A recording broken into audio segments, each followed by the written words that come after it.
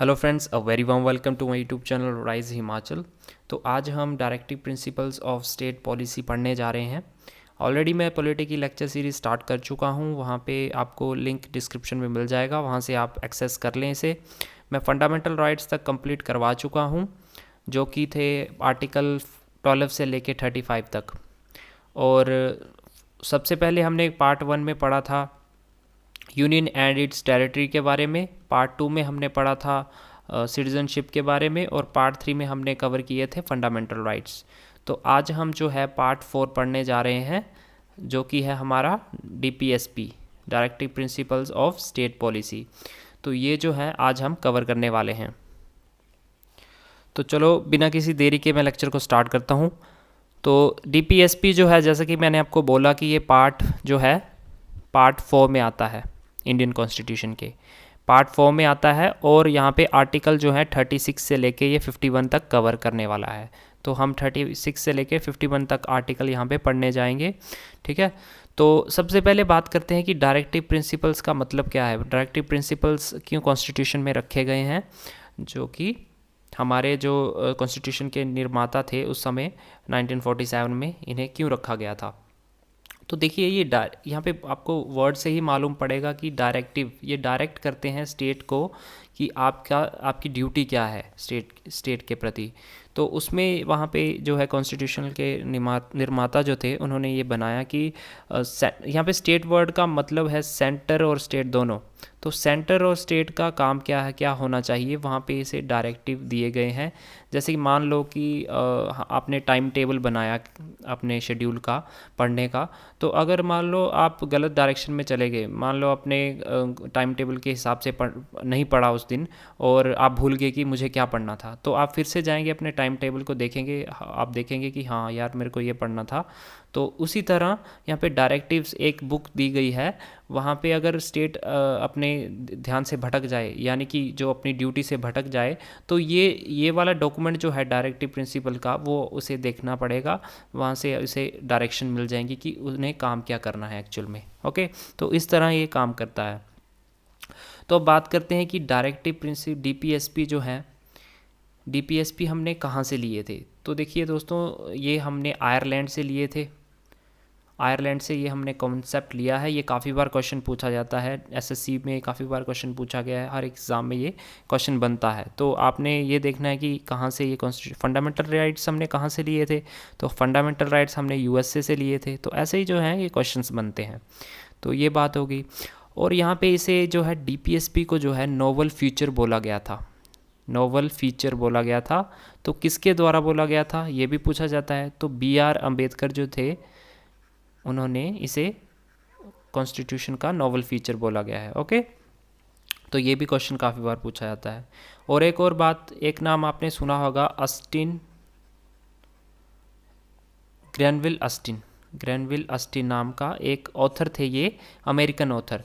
तो इन्होंने इसे क्या बोला था, इन्होंने इसे बोला था कॉन्साइंस ऑफ कॉन्स्टिट्यूशन, यानी कि कॉन्स्टिट्यूशन का विवेक, ठीक है। यानी कि कॉन्स्टिट्यूशन की है कि ये बुद्धि है, इसके बगैर जो है कॉन्स्टिट्यूशन अधूरा है। तो ये ग्रैनविल अस्टिन ने बोला था। डायरेक्टली पूछा जाता है, एसएससी में पूछा गया है पहले भी ये क्वेश्चन। ओके, और एक और बात यहाँ पे, इसको डीपीएसपी जो है प्लस फंडामेंटल राइट्स, इन दोनों को मिला के क्या बोला गया है, philosophy of constitution, philosophy of constitution, और या फिर सोल ऑफ कॉन्स्टिट्यूशन। तो आत्मा बोला गया है ये कॉन्स्टिट्यूशन की, इतना ज़्यादा इम्पोर्टेंट है ये। और एक और बात यहाँ पे, तो डीपीएसपी है, मैं आपसे क्वेश्चन पूछता हूँ कि डीपीएसपी जो है ये जस्टिशिएबल है या फिर नॉन जस्टिशिएबल है। तो ये आप मुझे बताएंगे कमेंट बॉक्स में। मैं आप बता सकते हैं कमेंट बॉक्स में, वरना मैं अभी बता देता हूँ आपको।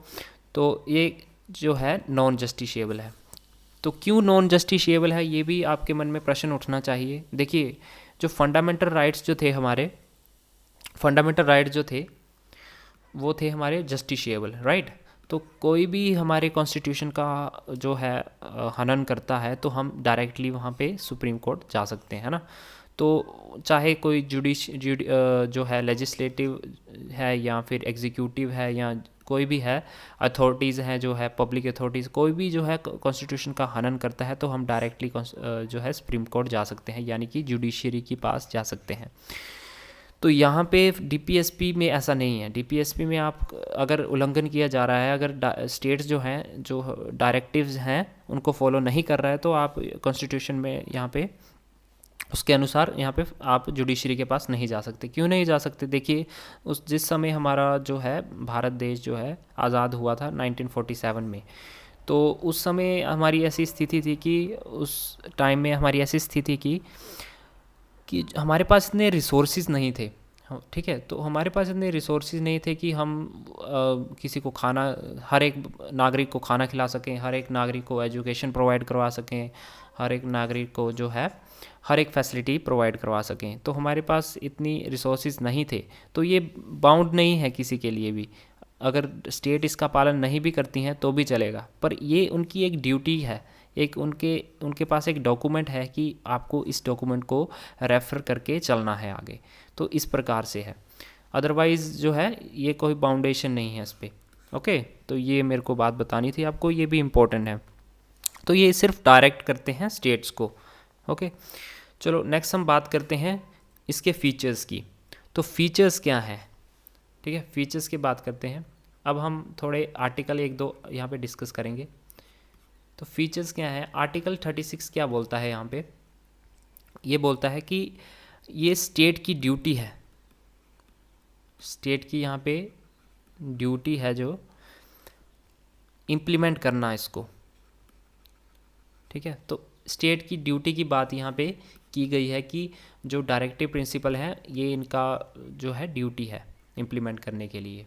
ओके, और इसे कॉन्स्टिट्यूशन के लिए एक कॉन्स्टिट्यूशन का इंस्ट्रक्शन माना गया है। ये इंस्ट्रक्शन दी गई हैं या फिर एक रिकमेंडेशन है। रिकमेंडेशन दी गई हैं, किसे दी गई हैं? स्टेट, यानी कि इसमें स्टेट और सेंटर दोनों को, कि आपको इसके हिसाब से काम करना है। तो ये आर्टिकल 36 में दिया गया है। उसके बाद इसे एक और कॉन्सेप्ट यहाँ पे देखिए, वेलफेयर स्टेट का कॉन्सेप्ट दिया गया है। वेलफेयर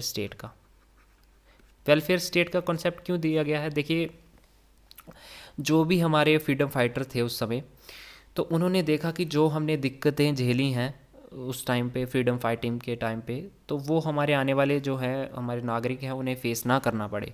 तो उन्होंने ये चीज़ डीपीएसपी को एक वेलफेयर स्टेट बनाने के लिए यूज़ किया था। आपने देखा होगा जब हमारे फ्रीडम फाइटर्स का टाइम था उस समय जो था पुलिस स्टेट का ज़्यादा जोर था, पुलिस स्टेट का बोलबाला था। देखिए, किसी को भी जेल में डाल दिया जाता था, कोई भी अगर कोई छोटा मोटा भी अगर कोई क्राइम करता है या ऐसे भी कोई ओपनली कुछ बोले तो उसे जेल में डाल दिया जाता था। लेकिन उन्होंने सोचा कि आने वाले समय में ऐसा कुछ नहीं होना चाहिए, तो इसलिए ये डायरेक्टिव दिए गए स्टेट्स को कि आपका ये वेलफेयर जो है इसके हिसाब से काम करना है।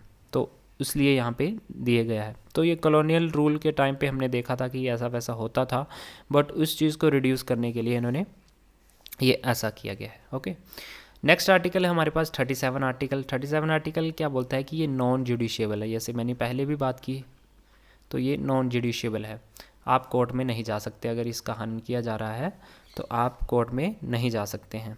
ओके, और जो डीपीएसपी हैं, डीपीएसपी जो है ये कंसेप्ट हमने आयरलैंड से लिया है।